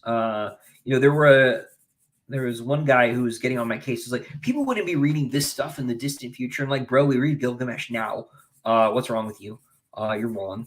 But the same guy was like, there are no references to like any people who exist like between now and then. I'm like, that's very nice of you because I made up a lot of the sources too. So that was funny. There was my favorite email I ever got. There was a grad student who was asking me about Orides, who is a Persian philosopher that I talk about in books. Like, where did you find this source? I'm really interested in reading it. I, am a grad student in classics at wherever. And I was like, I made him up. Like, he's not real. Like, haha, awesome. Fooled you. Yeah, is sort of like, Abdul al-Hazrad, right? He, maybe sounds credible, but he's not real. There was an Orodes. He was a Parthian emperor. There were, I think, 2 Orodeses, but it's a real name, but it's not the guy. Yeah, Lauralen breaks back into prison, maybe. Yes, it wouldn't quite be that, but it would have similar energy, little Georgette higher. Are the physical copies of Dregs all going through Amazon? So depends on what you mean. The collector's edition, no. The collector's edition is all gonna just go through Endara Books. Endara Books, confusingly, there's been a listing for this special edition on Amazon. I don't know why, because like you won't be able to buy any of these collector's editions from Amazon. It's impossible unless you get a used one later. But there is a regular edition. If you don't get one of these collector's editions, you will still be able to read the Dregs of Empire by itself. It'll have a different cover, but actually the pages are the same. The rebuilds of all the novellas that I'm doing, Endara Books said I could just have the pages that they designed for the collector's edition for the novella itself. So it'll be Dregs of Empire without the other stories, but you'll be able to grab that on Amazon in hardcover, no problem. So, double E. Is my Discord photo one of the lettered exclusives? It is not the lettered exclusive, no, but it is from the Diamond Edition. It's one of the pieces that's been shown off yet, except in my avatar. I decided I can make my avatar because James posted that much of the cover of this piece. It's the frontispiece on his Instagram. So I was like, I'll make it my avatar. It's my favorite picture of Hadrian. So it's pretty cool. Pretty happy with it. Amy, I'm still sorry about how that whole thing played out. You know what I'm talking about. But yeah, no. Anyway, yeah, no, there'll be a lot more art soon. I'm planning on redoing the Empire of Silence summary video with the Diamond Edition art after the Diamond Edition comes out, and I'll do that for all of the books as we get more art, because now there's a lot of new art for the book made. We can make a pretty good video, I think. So my plan is to redo them as I do the Diamond Edition, so the videos will get a little bit of an upgrade. Because especially that first one, man, like my videos are bad now, but they were really bad when I was starting out.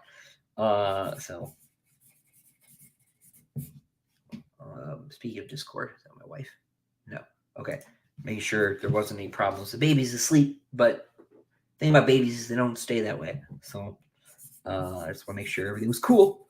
We're on double Q, and then I have the extras to sign here, so I don't have to go anywhere just yet. But yeah, I know too that this whole like collector's edition thing gets confusing. It like makes perfect sense over here in my head, but everyone else is always like, when can I get this again? And maybe that's not a good thing. I don't mean for it to be confusing. But yeah, no. So on the 7th, November 7th, you'll be able to read the Lauralen book in print-on-demand hardcover from Amazon, in ebook, and you'll be able to order the collector's edition. It won't be out that day. But you'll be able to order it on that day. And then it'll ship probably later in November. Rob's goal is to have them all out by the end of the year. So next year could be about the murdered son and about Empire Silence, 3.0. So Liam says it's good. Liam proofread the collector's edition for me. He's one of a couple of y'all who checked everything and made sure I wasn't getting things wrong. I caught a pretty big mistake on my part. Thank you, Liam. But yeah, Liam says it's good. Liam says it's good, so it's good. I trust Liam. Dregs is good. Liam said so. You try singing to the baby? Yeah, of course, and I do actually. Man, I like almost never stop. So I sound hoarse. That's why. It's like that and doing voices, which I'm not going to do on here before anyone asks. It's funny. But you joke Zen, but like I've thought about doing like a fantasy version, like a fantasy book that is the Sun Eater um Sid Arthur story, right? So it's like some sort of weird I think that's like too off the wall for like traditional publishing though, because it's like a pastiche, and it's a fiction novel set inside a science fiction universe. Like it's I don't know that that would like wash. Uh so I think that would be fun, but uh yeah, anyway, let's see. You are an authority, Liam. It's true. Joe says, of course, Dregs is good. It's got the best character. Yeah, I just get nervous every time. The thing about Dregs that made me so nervous is that nobody read it. Nobody. My beta readers were all busy. They have lives. They have, you know, uh, children and jobs and stuff. And so usually by the time a book is coming out, like about a dozen people have read it. And with Dregs, the first person who read it was the copy editor, right? So I was like, ooh. But yeah. Oh. It helps to at least have a little reassurance, right? For all that I was saying, like you don't care about other people's opinions that much. It still helps to have eyes that are yours on something.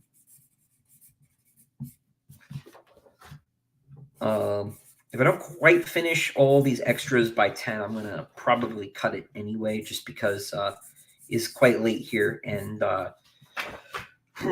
it's been a long day. They're all long, but been a long day.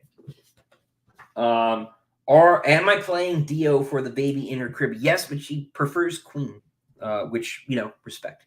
But I was joking to my friend who's baby's godfather, right? She's already a better Queen fan than most Queen fans because her favorite song is not Bohemian Rhapsody. She seems to really like Dragon Attack. I think she just likes the bass lines. I don't know. She seems to really vibe with them. She sort of flaps her arms and gets excited. So, yeah, thanks, Brendan. That's good to hear. But I hope you're right. I'm always nervous. The one time I do check reviews is like in the first 48 hours a new thing is out, just to make sure that case where I was talking about hasn't occurred, right?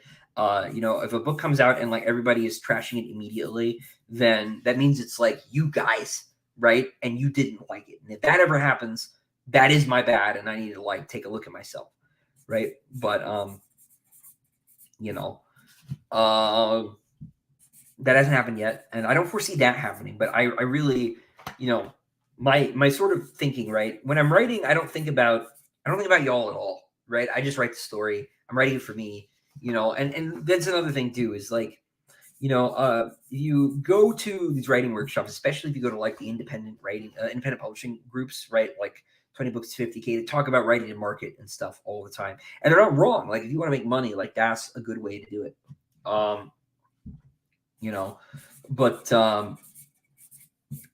I want to write for me. I want to write what I wanted to read when I was in high school, right? I want to write what I wanted to read, when I was a kid who was trying really hard to be a grown up, and what I want to read now, right? Which is kind of all the same thing. Like I've always wanted to be me,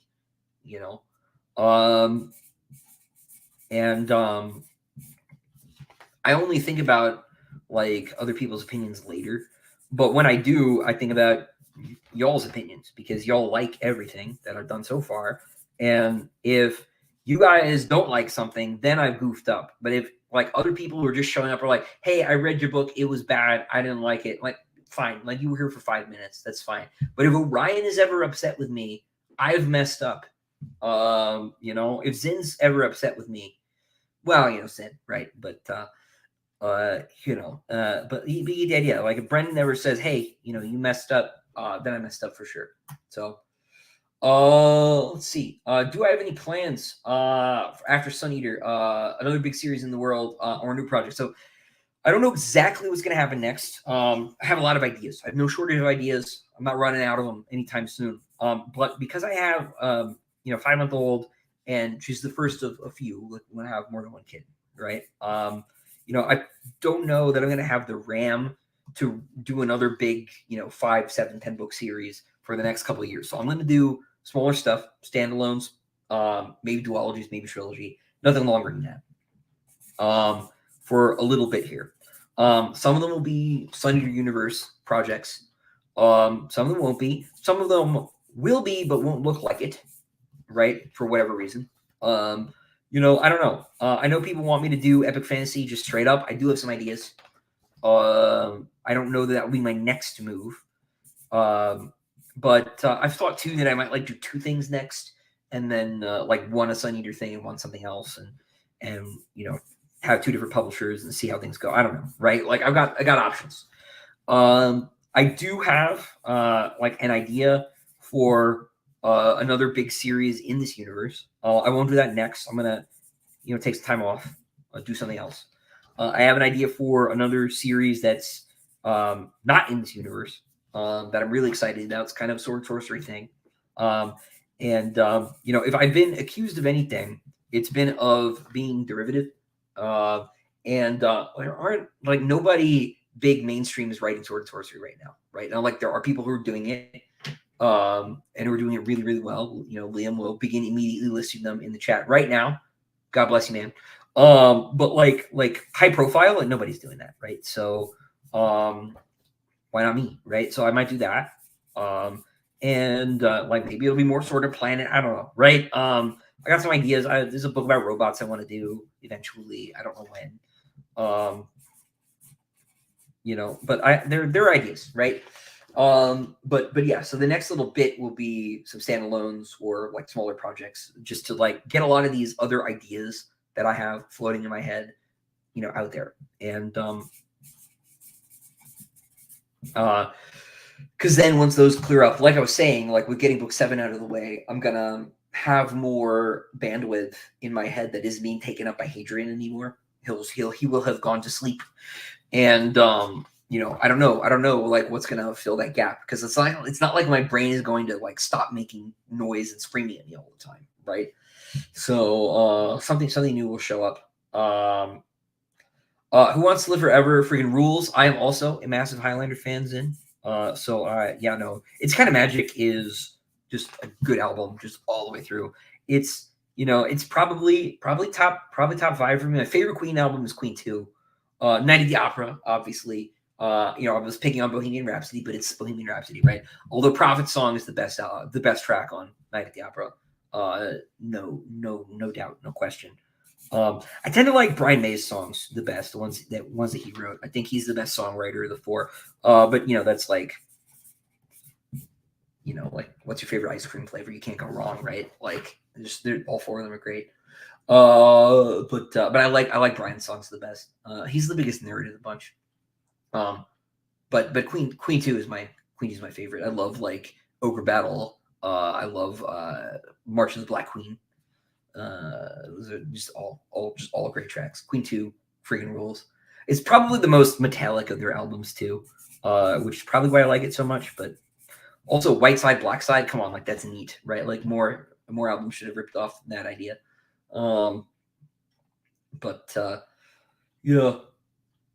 Let's see. Dan asks, sorry if this has been asked. No need to apologize. You are totally cool. Just getting a Sun Eater, and is my favorite new series. Well, man, I am. I'm really glad you're here. Really wanted to get hardcovers. Any chance for reprints? So it depends on which books you mean. This is probably the question I get asked the most, Dan. So a lot of people might be. Yeah. Anyway, no, this is a very common question I get. Sorry, I was trying to think of a joke, and I worried it might sound mean. And I don't want to do that. But probably for the regular books, there's probably zero chance. So my publisher, Daw Books, they published the first 5 books in the series, has made it very, very clear they have no intention of reprinting hardcovers of like the standard edition for the foreseeable future. They just brought out the trade paperbacks, which is sort of a compromise, because I've been bothering them about this. Empire of Silence went out of print in hardcover in 2019, and I've been bothering them about this since. And eventually, like they just said, no, we're not doing it. But they are doing the trade paperbacks, and they aren't really doing them to throw me a bone. They're doing them because paper has gotten expensive, and the mass markets are like not good financial investments. So publishing in general is getting away from mass markets, just as an aside. Basically, everybody's quitting. And they're just doing trades. So there probably won't be any new hardcovers in the standard edition from either my US or my UK publisher for the foreseeable future. I did just do a Kickstarter. We did 1,000 copies of a deluxe edition. Those are all gone, but there is another publisher called Endara Books. There's actually a link to their website in the description on this video because they're the ones who do these collector's editions of my short stories. We are going to reprint the books, the main books. Starting next year, we're going to do book 1 again, and that'll have a new cover, but it'll be by the same artist who did who does the covers for the main series. But they'll be a bit more. There'll be wraparounds. They'll be a bit more impressive. The new edition will have like a new story in the back. There'll be some new stuff. So if you go to their website and sign up for their newsletter, you can get notifications for when those come on sale next year. And those will be really nice. They've done beautiful work. They source their materials from the same place that the Folio Society does. So it's like really high quality paper. They're cloth bound. They're going to be great. They will be a little bit pricey, but they're going to be really cool. And I don't know what all other bells and whistles we're going to put into those new editions. We're talking about maybe doing a little bit more artwork, but it won't. It'll be different than the one that I just did with the Kickstarter. My hope too is that I'll be able to do a second printing of the edition I did for the Kickstarter down the road. Because if my publisher isn't going to do hardcovers, hopefully they will let me do more. Just not all at once. They limited me to 1,000 copies. But yeah. So I know that's not really good news. But there will be that collector's edition next year. This frustrates me to no end. I think I've done like 4 videos answering this question just because it comes up so much, and I just want people to know. It's not you that's frustrating me, obviously, but the fact that I can't do anything for y'all makes me very upset. The most I could do was make those 1,000 copies for the Kickstarter, and if it were up to me, everybody could have one, and it wouldn't be hard. It's very, very frustrating. But the truth is that like I have been toiling in obscurity over here, right? Like I am not the world's most famous science fiction writer, and that's fine. But it's a lot easier to get stuff like that if you're selling millions of copies. And while I sell thousands, it's not millions, right? So it's been a steeper hill to climb for me than others.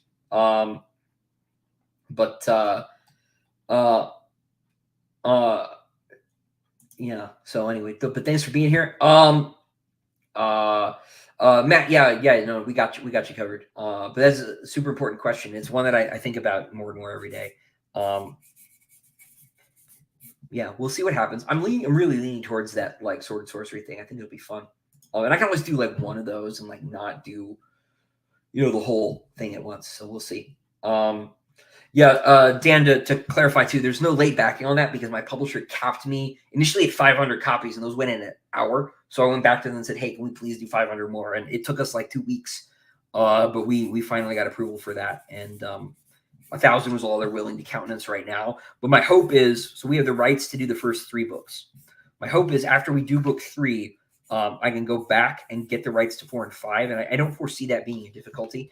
The number crunchy people are pretty well disposed to me over there. So I don't foresee it being difficulty. I hope when we do that, we'll be able to get permission to do some more 1 through 3, do a second printing. So yeah. So hopefully there'll be more of that, but there is that second collector's edition publisher.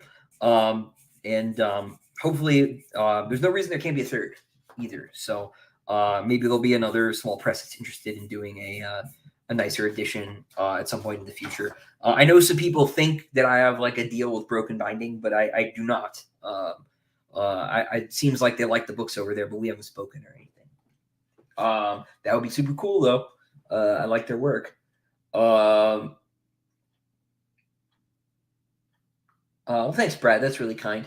I think it'd be fun to do fantasy. But space is cool, and there's no reason that the future can't be magical too. So many science fiction writers just they are the people Keats was talking about in Hyperion, if you know what I mean, in the poem, not in the Dan Simmons novel, but in that too. Let's see. Any history books you'd recommend? I remember you saying many streams ago you had an interest. Yeah, like pop history books. I'm a big fan of Tom Holland. Not that Tom Holland, the other one. His books are all like really, really accessible, and they're really fun to read. He's a great writer. Dynasty is about the Julio Claudians, and that's super fun. If you're into Roman history, that's good. Persian Fire is about Xerxes. That's a great book. He has a book called Dominion, which is really, really cool. Which is about the influence of Christianity on the modern West, which is something that most modern people like don't think about. And as as a Catholic, like was fun for me. He's an atheist, but like he's honest enough to like not be like this is just it was all a net negative. It was a cool book. He loses me when he gets to the Reformation, but then so does the Reformation, as I like to joke. But it's super cool. If you do audiobooks, though, you have an Audible account. There's a professor named Kenneth Harrell whose great courses, history courses, are all available through Audible, and they're amazing. They are great. He is a delight to listen to, and he's an expert in coinage, but he's also an expert in the transition between paganism in Rome into Christianity, which does not play out the way that people really imagine at all. It's much more complicated a phenomenon, and stranger and a stranger story than people think. It's more elite driven because of course the word pagan means hillbilly, right? And so it's not the story that really anybody has in their head. It's very interesting. He has a really great course too on Alexander the Great and his life. It starts with his father, and then he goes through all of Alex's life and his campaigns, and then it deals with the wars of the Diadochi afterwards. Ptolemy and Seleucus and Eumenes and all those guys, and does it in really great detail, and he's really great. So if you do Audible at all, Kenneth Harrell, really awesome. Just a delight. Those aren't really books; they're lecture series, but those are usually like my go-to. So if you're like into podcasts at all, like definitely check those out. Kind of scratches the same itch, right?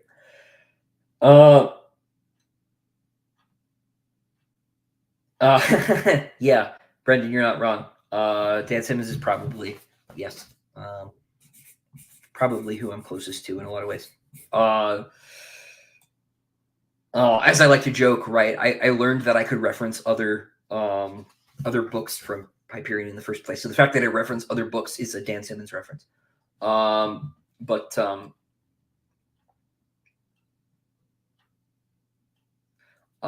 see. That's an interesting question. Eric asks, sometimes I have a hard time convincing people to try the series because of the length. I know 4 and 5 and 6 and 7 were supposed to be 1, for example.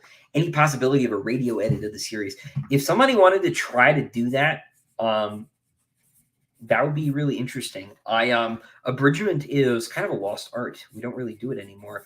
But I would be interested in seeing how that goes. It's funny you say this because I was just talking about how I won't read Wheel of Time because it's too long, and it's I think it's like 3 times as long as the Sun Eater.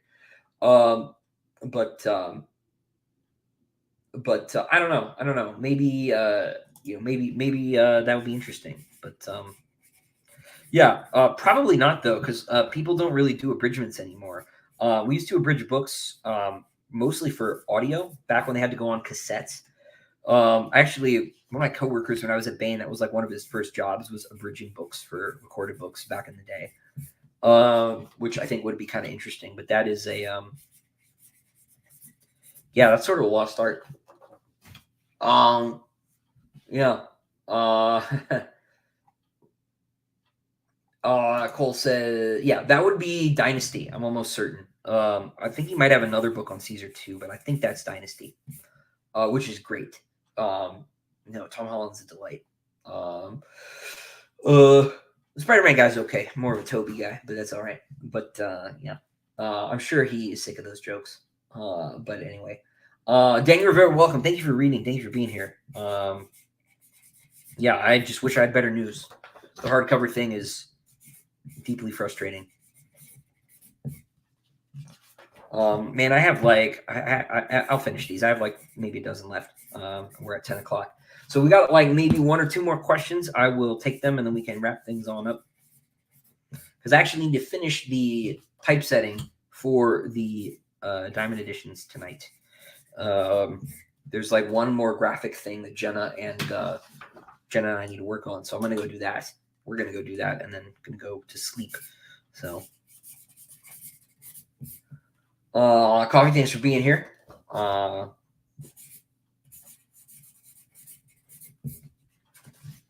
But yeah, so I just want to leave everybody with this. Oh, speaking of hardcover reprints, though, these books, I've said this a couple times in the stream, Lesser Devil and Other Stories, Queen of Ashes and Other Stories, Dregs of Empire and Other Stories, we are going to reprint. So if you are not on the de facto waiting list to get one of these, I'll wait for it to come into focus. There will be a second printing next year, is the plan. Of all three of them, we'll do all three titles at once. You'll be able to order them, and we'll print only what people order. We'll pre-order them, and then we'll print as many as we need. So you'll be able to get one. And we might add a little bit of something to it, but they won't be numbered because they'll be second editions. So if you have one of the first editions, you're still one of the real ones. We're just no reason not to. I own the rights to the short story books, so we just do them again, no problem. So that was the last one, unnumbered, of course, but they are all done. Everybody, looks like we didn't get any more questions, but thank you for being here. Thank you for spending a bit of your Thursday evening. I don't really have weekends. It's like the only thing that like clues me into what day of the week it is going to church, because I basically work whenever I can at this point on account of the 5-month-old. But yeah, of course, try not to work Sunday, but sometimes it's not possible. But yeah, in any case, so thank you for being here. Thank you for spending some time with me signing these things. Good to see so many familiar faces. Good to see some new names too. Thanks for being here. And I will be back next week for like the normal monthly Q&A. There's been, a lot of streaming in the last couple of months, but that's everything. So I'm going to pack these up and get them shipped off to England, so that Rob can get them in the books, because the books are off to the printer imminently. The text was just approved, is my understanding. So I will leave you all with just one quick reminder that if you want to get these House Marlowe enamel pins, they are on the website. There's a link in the description. We just did 100 of them, so I figured I'd mention it to everyone on the stream before I did a post about them or put anything in the newsletter. So you all will know first. So you've got a head start, and if you want to go grab one. So thanks for being here, and I will see you all again next time. Until then, ladies and gentlemen, stay well.